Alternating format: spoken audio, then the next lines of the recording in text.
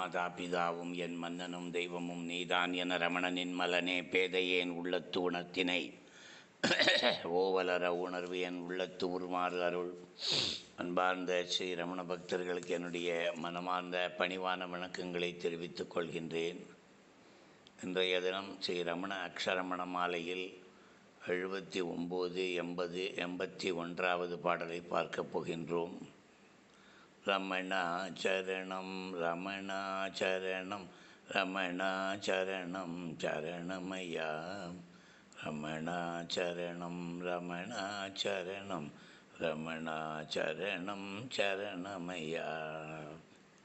மீண்டே எழுந்தேன் மாண்டது பிறவி நோய் ஆண்டவா சரணம் சரணமையா. முன்னும் பின்னும் நீயே உள்ளாய் எனக்கேன் பயமினி சரணமையா. மூளும் சினமும் மாளும் உன்னால் மண்விண் இணைத்தாய் சரணமையா. மெய்யினை உணர்த்த முதுமை பொறுத்தமை முத்தன எடுத்தனை சரணமையா. ரமணாச்சரணம் ரமணாச்சரணம் ரமணாச்சரணம் சரணமையா. ரமணாச்சரணம் ரமணாச்சரணம் ரமணாச்சரணம் சரணமையா. மாண்டது பிறவி நோய் மீண்டு எழுந்தேன் ஆண்டவா சரணம் சரணமையா. இந்த உலகத்திலிருந்து நான் மீண்டு விட்டேன். இந்த உலகம் ஒரு பொய்யானது என்பதை உணர்ந்து கொண்டேன். அதிலிருந்து நான் மீண்டு எழுந்து விட்டேன். எனது பிறவி நோய் மாண்டு போனது. இனிமேல் எனக்கு ஒரு பிறவி இருக்கலாம். இன்னும் என்ன அதுக்குள்ள வாசனை இந்த ஜென்மத்திலே முடிஞ்சு போச்சுன்னா இதோட கடைசி பிறவியாக இருக்கும். அப்படிப்பட்ட அருள் செய்தவன் என் ஆண்டவன், அவனை நான் சரணமடைகின்றேன் என்கின்றான். திரும்ப திரும்ப சரணமடைவன் என்ற கருத்தில் ஆண்டவா சரணம் சரணம் ஐயா அப்படிங்கிறான். அடுத்தது முன்னும் பின்னும் நீயே உள்ளாய் எனக்கேன் பயம் இனி சரணம் ஐயா. பகவான் நமக்கு முன்னும் பின்னும் எப்போதும் இருக்கின்றார், பயப்படவே வேண்டாம். அதாவது பகவானுடைய படத்தை பையில் வச்சுக்கோங்கன்னு சொல்லியிருக்கேன் எப்போவுமே. அது நமக்கு ஒரு தைரியத்துக்காக வச்சுக்கிறோம். படம் மனசில் பகவான் எப்பவும் இருக்கார். இன்னொன்று என்னன்னு கேட்டிங்கன்னா, நீ எங்கே போகிறியோ அந்த இடத்துக்கு உனக்கு முன்னாலேயே பகவான் போய் உனக்காக எல்லாமே செய்வார். இதெல்லாம் உண்மை சத்தியம். பகவான்கிட்ட ஒரு வார்த்தை, பகவானே நான் போயிட்டு வரேன் அப்படின்னா அவர் எல்லாத்தையும் பார்த்துப்பார். அது உனக்கு முன்னாலேயும் பகவான் தான் செல்கின்றார், உன் பின்னாலேயும் உன் பாதுகாவலனாக பகவான் தான் இருக்கின்றார். இதெல்லாம் உண்மை, நம்பணும், அதுதான் முக்கியம். எனக்கேன் பயம் இனி. அப்படி நீ இருந்தால் உனக்கு பயமே இல்லை. பகவான் எப்போவும் இல்லையா, நம்ம கூடவே இருந்துகிட்டே இருக்கார், அதுதான் உண்மை. அகத்தில் நீ இல்லையோங்கிறார், புறத்திலும் நீ இல்லையோன்னு நான் கேட்குறேன். அகத்திலும் புறத்திலும் பகவான் எப்போதும் நம்மோடு இருந்து கொண்டே இருக்கிறார். நாம் அந்த தைரியத்தோடு இருக்க வேண்டும். இது சத்தியமான வார்த்தை.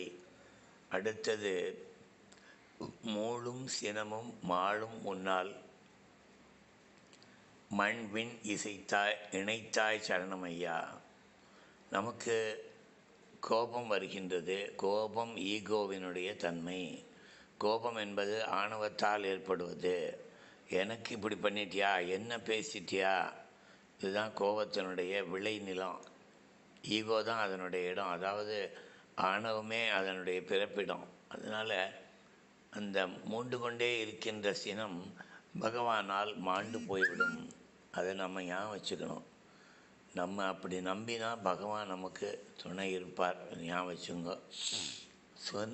பகவானை நம்பினால் கொஞ்சம் கொஞ்சமாக சினம் நம்மை விட்டு விலகிவிடும். மண்விண் இணைத்தாய் சரணமையா. அட மண்ணில் தெரியுது வானம் சொன்ன அது நம் வசப்படலாகாதோன்னு பாரதி பாடுவார்.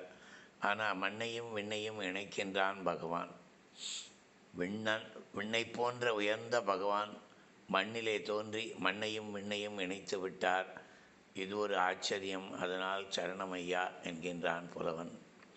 அடுத்தது மெய்யினை உணர்த்த முதுமை பொறுத்து எமை முத்து என எடுத்தனை சரணம் ஐயா.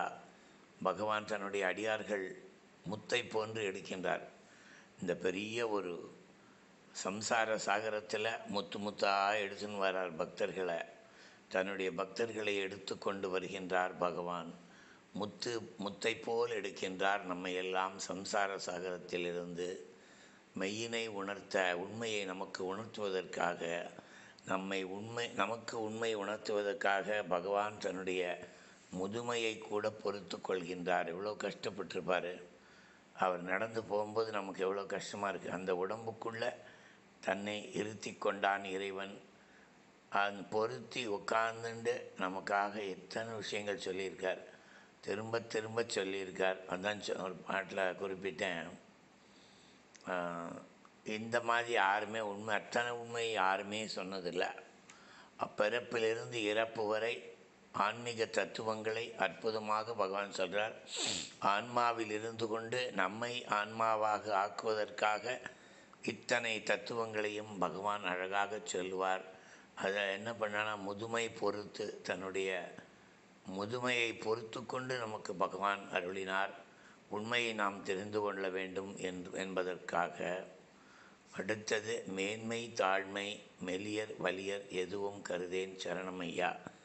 பகவானை சேர்ந்த பிறகு அவங்க ரொம்ப பெரியவங்க, அவங்க ரொம்ப பணக்காரங்க, அதெல்லாம் நமக்கு கம்ப்ளீட்டாக போயிடும். ஏன்னா ஆசிரமத்துக்குள்ளேயோ இல்லை வெளியிலையோ எங்கேயுமே அந்த தடபுடல்லாம் எடுபடாது. எல்லாம் சாவதானமாக, அத்தனை பேரும் சாவதானமாக தான் இருப்பான். ஒருத்தனை இவன் பெரியவன் சின்னவங்கிறதே கிடையாது. மேன்மையும் கிடையாது, தாழ்மையும் கிடையாது. இவர் சாதாரணமான ஆள், இவர் வலிமையானவர் அப்படிங்கிற ஒரு தன்மையும் கிடையாது. நமக்கு அது இல்லாமல் செய்கின்றார் பகவான். ஆச்சரியமான விஷயம். இதெல்லாம் கிடைக்கவே முடியாத விஷயம். பகவான்கிட்ட தான், பகவானுடைய சந்நிதியில் தான், பகவானுடைய சாநித்தியத்தால் தான் இதெல்லாம் அனுபவிக்க முடியும். உயர்ந்தவன் தாழ்ந்தவன் மெலிந்தவன் வலியவன் என்ற எண்ணங்களெல்லாம் நான் விட்டேன். அதற்கு காரணம் பகவானே நீதான். உன்னை சரணடைந்தேன். அதன் பிறகுதான் இந்த அறிவை நான் அடைந்தேன். ஓம் நமோ பகவதே ஸ்ரீரமணாய.